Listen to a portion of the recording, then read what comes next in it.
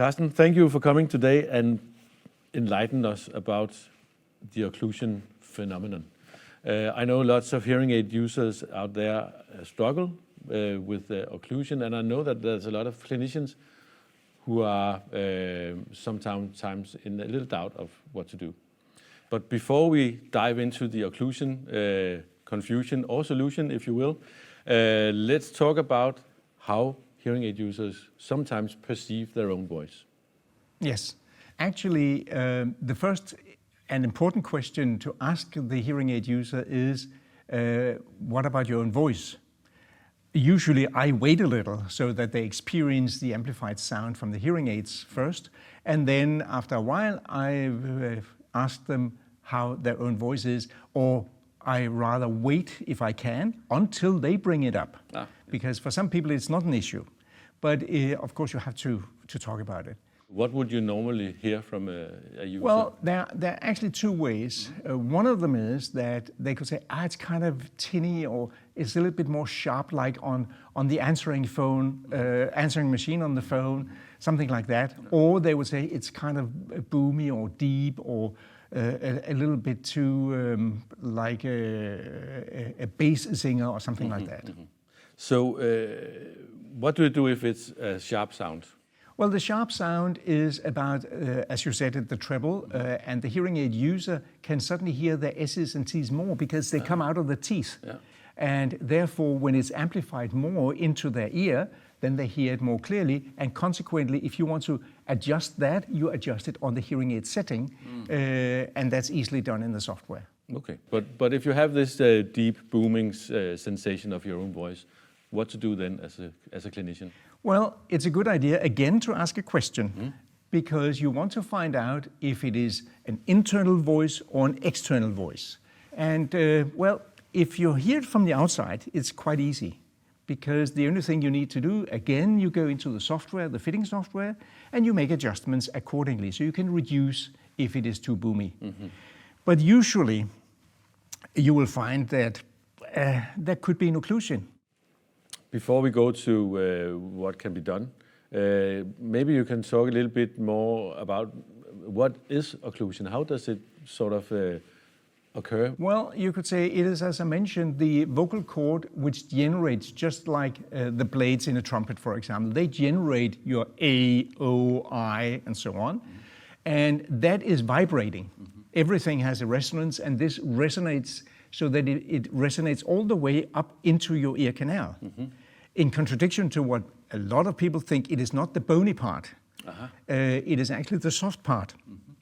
Soft tissue transmits into the soft part of the ear canal, and this is the one that we will actually hear, because then you have a very small room, and in a small room you build up a high bass or low frequency pressure.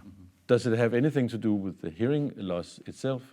Basically, it doesn't. Of course, it's somewhat related, because if you have a hearing loss more than, say, 65, 70, then you cannot hear your own voice anyhow. So then you don't feel occlusion. But usually you can have people with a 30 dB of loss who either have occlusion or don't have it. A small investigation was made in 10 people where they were normally hearing across, meaning better than 10 dB across the frequencies. And there was a differentiation for closed ear molds or custom-made shells of between 6 and 32 dB of extra sound pressure level at the ear canal. And that naturally gives a different perception also in the person. That's quite a big difference from one person to another. So when you've established through asking and so on that occlusion is actually the reason why people have this unpleasant feeling, what can you do about it then? Well, there are two things to be done.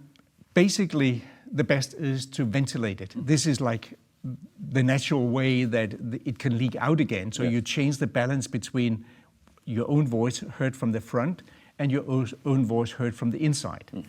So a ventilation. But in some cases, if you have a narrow canal, if you're using custom products, then it is very difficult, because you may not have the space to do a big enough ventilation.